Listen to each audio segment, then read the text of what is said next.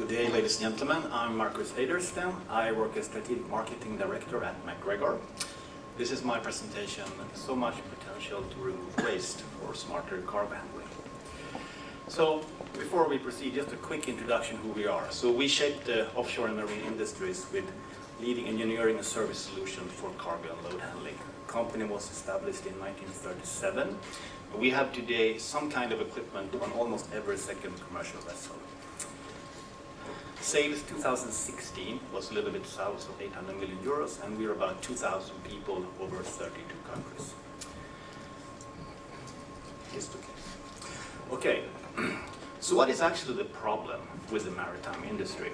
Well, maritime transport, we are the backbone of global trade. We transport over 90% of the world cargo, but we have been struggling with low to non-profitability already for several years. This is of course not sustainable. Furthermore, maritime transport, we emit about 1,000 million tons of CO2 every year. That's about 3% of the global emission. Even though we are by far the most energy efficient transportation method, we will be regulated over and over again if we don't improve. We are too big to avoid attention.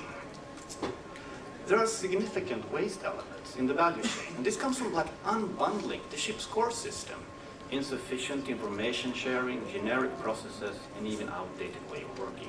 As said before, no one is going to ask our permission before they disrupt us. And last but not least, maritime safety of crew, cargo, and assets is jeopardized on a daily basis due to a weak safety culture. In the worst cases, even complacency and short-termism. And it drags down the attractiveness of our industry. And we, as an industry, we must recruit the best talent from the next generation. But this is also an industry with a lot of potential. So let's just briefly look at some of these elements and to grasp the kind of magnitude of potential we have to capture. So MacGregor own research in the container shipping segment, it shows that the annual losses from the underperforming cargo stowage system is in the 2-digit billion euro range every year. Continuing with our own research, we found out that in the Baltic Sea area on multi-purpose vessels, actually the cargo utilization rate is below 40%. So 60% of the ship's capacity is not utilized. Or shifting a little bit focus, so also different P9 clubs reports indicate that the vessel's mooring systems, they're not designed for active sea duty. 1 to 2% of the vessels lose their anchor every year. Would we accept that on our car? 1 to 2% of the cars lose their tire on the highway every year? No one would. So, but it's not just about technology, of course. It's also about potential from underperforming processes. So, shippingefficiency.org, they released a very interesting study. It's about more than a year ago now, to look especially on the so-called eco-ship, energy-efficient designs. And they studied thousands of vessels, but they couldn't find any proof that these so-called eco-ships gained any higher charter rate for their owners than the average vessels. So they looked further. Are these vessels then operated in a different way?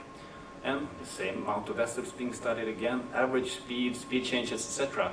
But again, there is no proof that the eco-ships are operated in any different way, either missing processes or generic processes.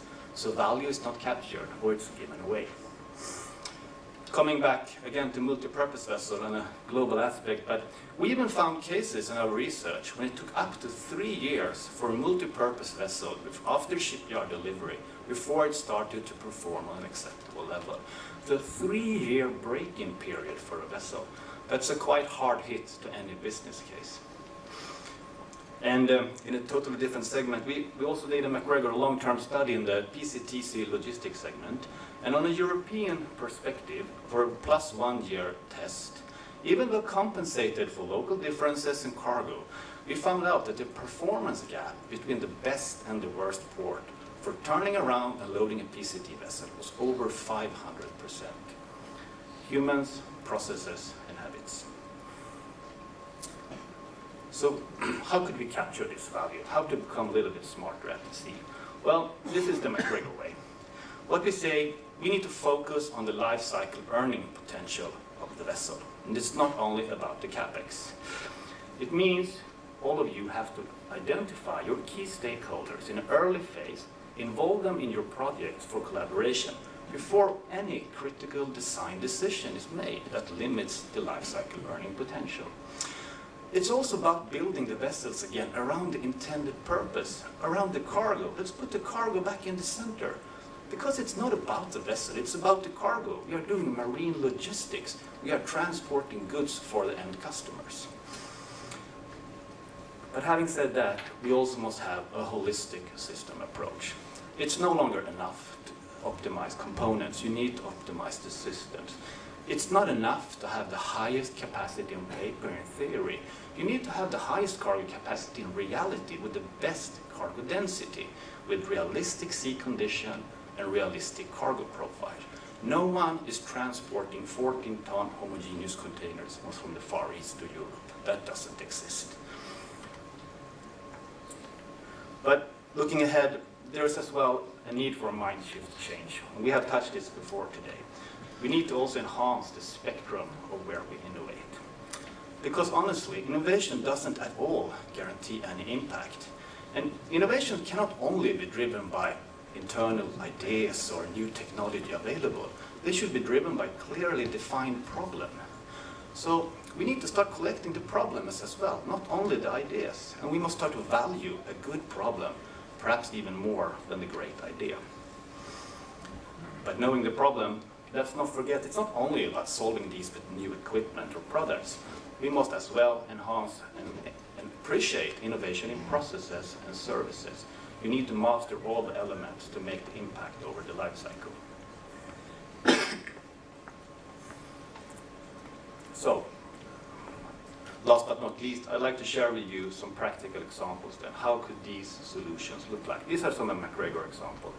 So, we have, as a case, we have invented something in MacGregor. It's a concept. We call it a container cargo boost factory. It's a methodology.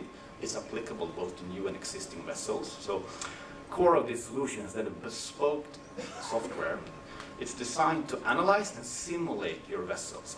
It means that we can dry run the container vessels several years in rotation on beforehand, applying different design concepts, variation in cargo profiles, speeds, which ports you're visiting, etc. Understanding the impact over life cycle on every small design decision. And it's an end-to-end system design. It's not only about selling equipment to a ship owner. It includes process alignment, innovation, training, and staying with the customer, monitoring that you get the impact, that the whole organization and your stakeholders are understanding how to take best use of the new asset. Zooming out a little bit, break bulk segment. We have made a proof of concept in it, still very conceptual here, for smarter stowage planning for break bulk. So what we have done is we have taken the planning for this vessel segment from worst case whiteboard or Microsoft Excel environment into applying algorithms. We did in 2017 a proof of concept here together with the customers. It was an actual vessel, it was the actual loading computer, it was the actual cargo available around the ports at that point of time. And in this proof of concept, we were able to get 10% or more cargo on board of this vessel. And we used a couple of minutes for that planning versus the normal full day manual planning. So there is no ready product there, it's still being developed. But imagine the impact to your fleet, either carrying 10% more paying cargo or having less vessels for the same capacity to transport. Taking even one more step back to the fleet and port efficiency, MacGregor acquired in 2017 a cloud-based collaboration platform which we have continued to develop, focusing on the PCTs segment. What it does is that enables you as a ship owner or operator to actually capture and analyze the data from all the stakeholders that you work with along the logistics chain. Might that be stevedore companies, port authorities, etc. So get the facts at your fingertips. No more guessing, fact-based decision. So you can do this for performance report, improvement projects, etc. So have the transparency across your fleet. Where do you get consequential delays, etc. if you do changes in speed or so on.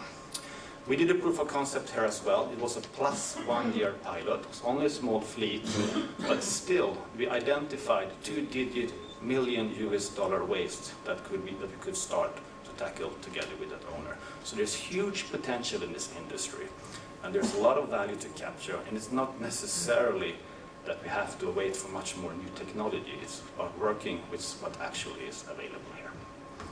So how do we continue? Well, there are going to be different ways, but I think the one common denominator is no one can do this alone. We need to collaborate a little bit more. So next step for us, I think, let's co-create this better future. Thank you.